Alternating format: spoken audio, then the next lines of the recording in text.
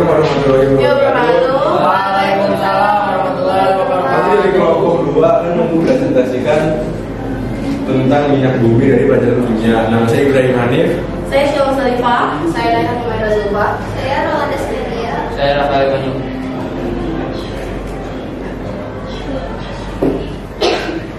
Yang pertama ada pengertian minyak bumi. Minyak bumi atau emas hitam adalah cairan kental berwarna coklat, pekat atau gelap atau kehijauan yang mudah terbakar yang berada di lapisan atas dari beberapa area di kerak bumi. Yang kedua itu ada proses pembentukan minyak bumi.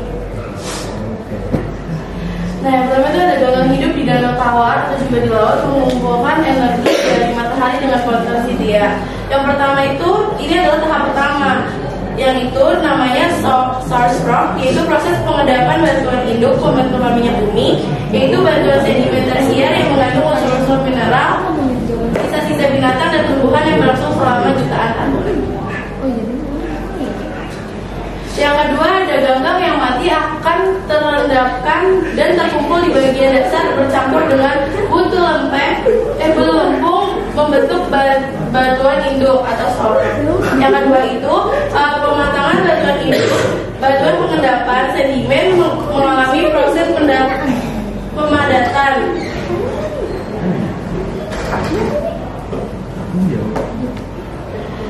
Yang ketiga ada seorang terkubur di bawah batuan-batuan lainnya. Proses penguburan berlangsung jutaan tahun. Tertutup salah satunya oleh batuan reservoir. Nah, ini adalah tahapan ketiga, yaitu proses migrasi minyak dari batuan induk ke batuan sarang. Minyak cair yang telah terbentuk akan berusaha keluar dari batuan induk akibat dari tekanan yang terus meningkat dari lingkungan sekelilingnya. Yang keempat, tahap terakhir yaitu seorang atau karbon terkena panas dan bereaksi dengan hidrogen membentuk hidrokarbon. Nah, yang keempat ini proses pemerangkapan minyak cair tersebut akhirnya terperangkap pada batuan terpori.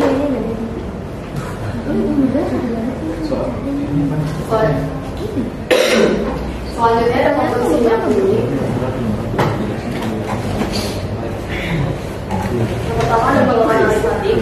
Angkara rantai lurus merupakan komponen utama yang terbanyak dalam minyak bumi. Enyak tanah sama dengan angkara rantai lurus yang merupakan komponen utama dalam minyak bumi. Pisau tanah adalah rantai bercabang atau 2,4 lima hidrogen tanah. Lalu ada golongan antisiklik. Senyawa yang banyak ditemukan dalam minyak bumi adalah turunan siklon tanah dan sikloheksana merupakan komponen kedua terbesar dalam minyak bumi. Selanjutnya ada golongan aromatik.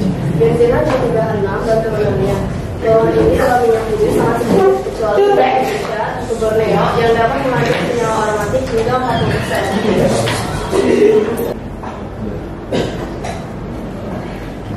Yang kemudian ada pengolahan minyak bumi. Pengolahan minyak bumi dilakukan dengan kilang minyak yang melalui 2 tahap. Pengolahan tahap pertama, primary processing, dilakukan dengan cara distilasi bertingkat, dan pengolahan tahap kedua, secondary processing, dilakukan dengan berbagai cara. Pengolahan minyak bumi tahap pertama dilakukan dengan distilasi bertingkat, yaitu proses distilasi berulang-ulang sehingga didapatkan berbagai macam hasil berdasarkan perbedaan titik didih yang hasil pada proses distilasi bertingkat. Hasil pada proses distilasi bertingkat distribusi. Fraksi pertama menghasilkan gas yang pada akhirnya dicairkan kembali dan dikenal dengan nama LPG atau liquefied petroleum gas.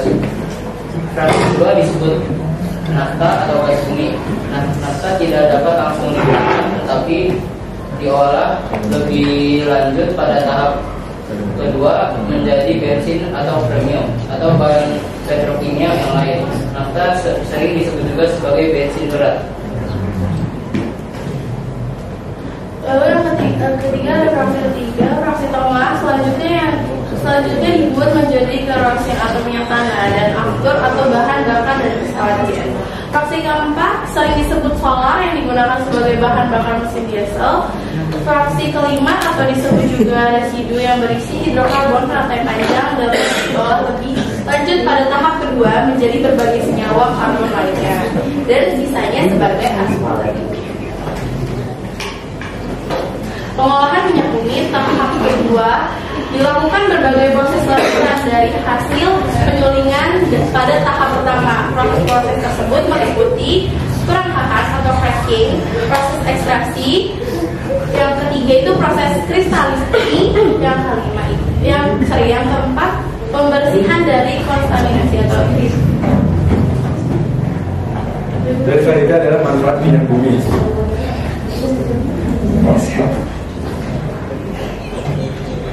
Yang pertama, sebagai bahan bakar kendaraan.